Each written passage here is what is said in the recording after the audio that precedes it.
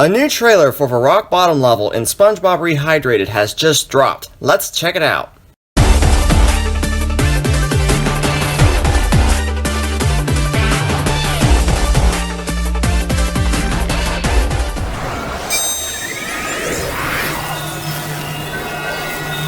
How's it going, everyone? Blueknight here, and welcome back to another SpongeBob Rehydrated video. This time we're going to be breaking down our first ever look at gameplay from the rock bottom level via the latest trailer from THQ Nordic. Now, we haven't seen any gameplay of this level at all, so I'm very excited to get into this breakdown. So let's dive right in. First off, we're given an overview intro to the level. Not only is the camera angle a bit different, but it also follows a different path than the original. And until now, I never even noticed that the addition of the rock bottom neon sign is entirely new. It's nowhere to be seen in the original. This actually never clicked for me until I noticed it flickering and decided to check the original, only to find it's not there.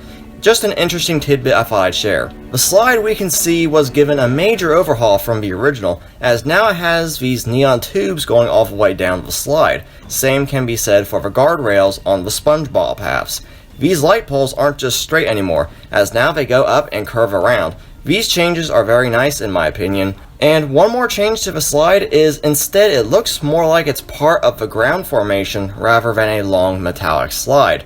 Again, another nice change. These windows on the sides of some of these buildings have been given this new swirly effect. Again, I think this is nice as it does add a bit of a new strange style to the level. This section where SpongeBob is sneaking along these sheets of metal, instead of these being a mishmash of different colors, it's now just two colors instead, and of course, been made much brighter. There's two new additions here as well, the abundance of bioluminescent sea life and water or whatever that's supposed to be running out of these pipes. Neither of these existed in the original game, but really do help brighten up the level. Now, speaking of the brightness, we can see throughout the level, especially during this segment with Sandy, we can see that it's significantly brighter than the original, even allowing us to see way back in the distance with the added lights and visible shinies, really giving a lot more depth to this level. And while we're talking about this segment, this thing hanging down here on the left has been extended, and they added this new propeller thing at the end. Also, this part here was flipped around in the opposite direction. Yes, I still point out the tiny insignificant details, it's kind of my thing. And is it just me, or do the particle effects seem to stick out a bit more in this level than the rest, because it's dark? It's not a bad thing, as I really do like all the particle effects in the game. It's just something I noticed that really gives the level more of a cave-like atmosphere, and I do like it. We also get to see the inside of the museum section of the level, and okay, there's a lot of new stuff that's been added here, as it looks like they not only swapped out the original pictures of older episodes and Heavy Iron out and replaced them with new ones from, I'm assuming, newer episodes, likely referencing episodes that came after the original game's launch, but they also added new features to this level as well. For instance, this display case next to Chuck that features these fish civilians. Wait a second, are these some models from the original game? I mean, yeah, they could be the rehydrated versions, but I don't know. What do you guys think? And you guys remember these little plaques that you would see in the museum occasionally in the original? Well, in Rehydrated, they now have readable text on them. This one in particular saying, bold and brash. How about this one? I call it bold and brash. More like belongs in the trash! Sorry, I must have missed that one. Yes, they even included the belongs in the trash part too. Oh, that's great. A really memorable moment getting referenced here. It's really appreciated. We now come to the recreated Sleepy Time intro cutscene. So before doing the comparison, I want to direct your attention to the collectible painting that Mrs. Puff wants for some unknown reason. It is now sitting on top of a rock instead of next to it. The frame is much darker than the original, and even the picture has been swapped out. It's still a boat, but more of a Pirates of the Caribbean type of boat. Pirates, because the SpongeBob intro has a pirate.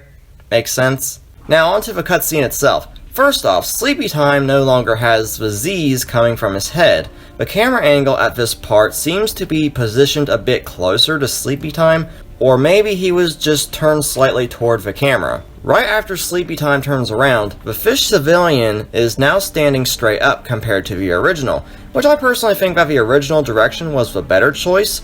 Maybe they'll change it? After all, what we're seeing in these trailers, according to THQ Nordic, is not the final build of the game, but it's close. Just keep that in mind, as things can still be changed. Okay, the next part... Oh my gosh, that is far more brutal than the original. I mean, yikes. And what Sleepy Time does after zapping this guy is he just watches him fly off, whereas in the original, he just starts stretching and goes back to sleep. While we don't get to see the full cutscene here, but I'm sure that'll still happen.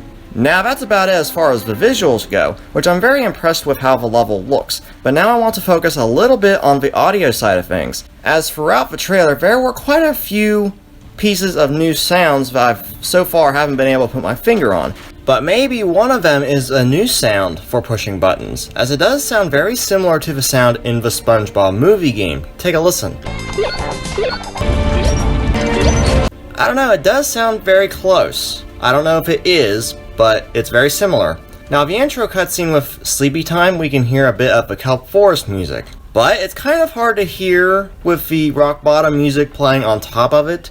But speaking of the rock bottom music, we do get to hear the remaster music for this level. Take a listen.